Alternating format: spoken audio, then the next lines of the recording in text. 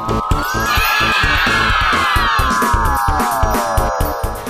this is Lucy for Shiny Shiny, and today I'm going to be showing you Trekstor's IB Sonics MP3 player with video capability. Now, as you can see, it's really small, really compact actually, but it's the design that I'm not feeling. It's got a very simple interface, hasn't got any buttons, and that's because it's touchscreen, and that adds to the simplicity of the device.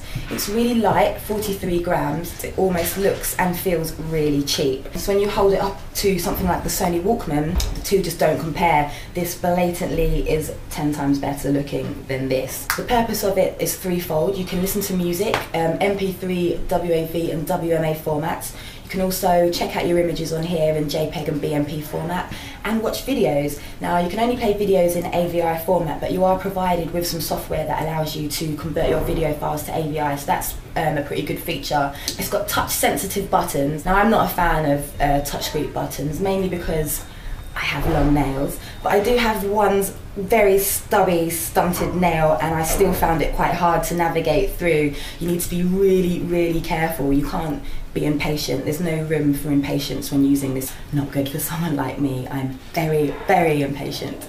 It's got a 2.4-inch screen. It's very easy to navigate through. Let me use my short fingernail there. There you go.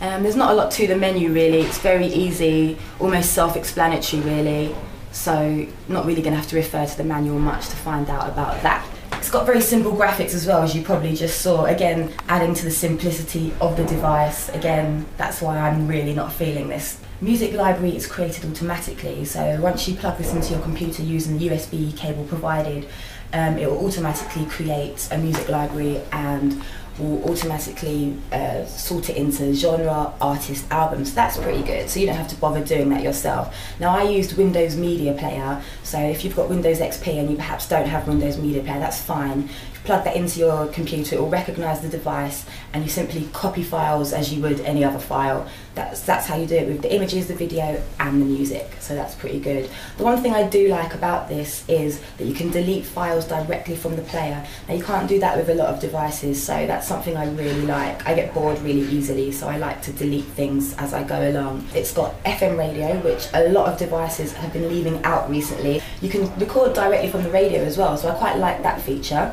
It's got a voice recorder, obviously to record voice recordings. It's got a text viewer for your text files. Your battery will last about 12 hours, and apparently the more you charge it, the longer the battery lasts, which is quite strange. I haven't had it long enough to test that theory out, but that's what I've been told. 1 gig will cost you around £50, 2 gig around £55, and 4 gig will cost you £69.99. Bit pricey for what it is.